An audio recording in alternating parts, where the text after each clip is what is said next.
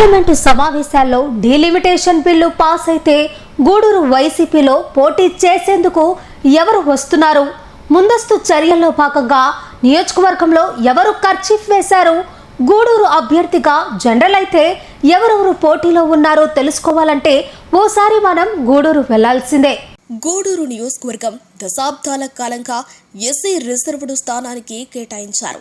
ఈ దఫా జరుగుతున్న పార్లమెంట్ సమావేశాల్లో మహిళా బిల్లుతో పాటు డీలిమిటేషన్ బిల్లు కూడా పార్లమెంట్లో పాస్ అవుతుందని రాజకీయ పరిశీలకుల అంచనా. డీలిమిటేషన్లో నియోజకవర్గాలు పెరిగితే గూడూరు ఎస్సీ రిజర్వ్డ్ స్థానం నుంచి జనరల్ కేటగిరీకి మారే అవకాశాలు మెండుగా ఉన్నాయి. గూడూరు నియోజకవర్గానికి చెందిన పలువురు నేతలు వివిధ ప్రాంతాల్లో సొంత నియోజకవర్గాల్లో రిజర్వేషన్ కావటం వల్ల ప్రాతినిధ్యం వహిస్తున్నారు. వైసీపీలో మరి నేతలు ఎక్కువ మంది గూడూరు నియోజకవర్గానికి చెందినవారే. ఆ కోవకు చెందిన వారిలో మాజీ మంత్రి నల్లపరెడ్డి ప్రసన్నకుమార్ రెడ్డి, నేదురుమల్లి రామ్కుమార్ రెడ్డి, పర్వతిరెడ్డి చంద్రశేఖర్ రెడ్డిలు ఉన్నారు. వీరు కూడా సొంత నియోజకవర్గంలో అవకాశం లేక ఎమ్మెల్యేగా పోటీ చేసే అర్హతలు ఉండి ఏమీ చేయలేని పరిస్థితుల్లో పార్టీ ఇన్ఛార్జ్ను నియమిస్తే వారికి మద్దతు ఇస్తూ ఉన్న వారిలో ఎద్దల నరేందర్ రెడ్డి, పేర్నాటి శ్యాంప్రసాద్ రెడ్డి లాంటి వారు కూడా ఉన్నారు. డీలిమిటేషన్పై అందరి కన్ను పడింది. వైసీపీలో గూడూరుకు చెందిన నాయకులు ఎవరు ముందు వెళితే, ఎవరు ముందుగా ఈ నియోజకవర్గాన్ని పట్టుకుంటే, ఎవరికి అధినేత దగ్గర ఎక్కువ మార్కులు పడితే వారికి గూడూరు నియోజకవర్గం దక్కే అవకాశం ఉంది. ఈ నేపథ్యంలో ముందు చూపుగా మాజీ మంత్రి నల్లపరెడ్డి ప్రసన్నకుమార్ రెడ్డి గూడూరుపై కన్ను వేసి ఉంచారట. సొంత నియోజకవర్గం, బంధుత్వాలు ఉన్న ఊరు కోట కావడంతో ముందుగానే ఆ నియోజకవర్గంపై దూరదృష్టితో ఉన్నారట.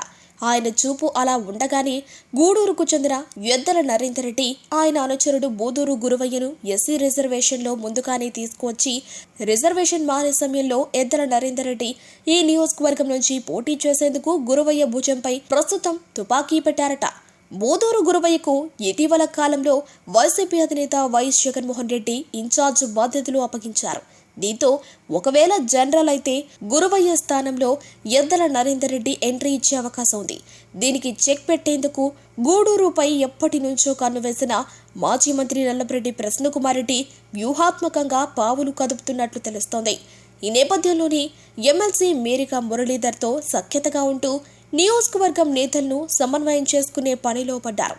ఈ వ్యూహంలో భాగంగానే ఎమ్మెల్సీ మేరిక మురళీ ద్వారా నియోజకవర్గంలో గూడూరు, చిల్లకూరు, కోట, వాకాడు, చిట్టమూరు మండలాలకు చెందిన నేతలను నెల్లూరులో ఆయన నివాసానికి పిలిపించి సమన్వయం చేసుకుంటున్నారట.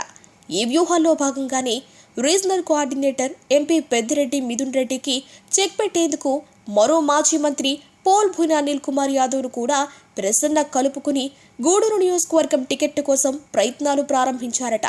ఈ వ్యవహారమంతా కేంద్ర ప్రభుత్వం నిర్వహిస్తున్న పార్లమెంటరీ సమావేశాల్లో డీలిమిటేషన్ బిల్ పాస్ అయితే ఈ ఎత్తు ఫలిస్తుందనే భావన ప్రసన్నలో ఉందట. దీనికోసమే వ్యూహాత్మకంగా గూడూరు నియోజకవర్గంపై ప్రసన్నకుమార్ రెడ్డి ఓ కన్నేసి ఉంచారట. ఒకవేళ డీలిమిటేషన్ జరగని పక్షంలో యథాస్థానంలో కొనసాగేందుకు నిర్ణయించుకున్నట్టు తెలుస్తోంది.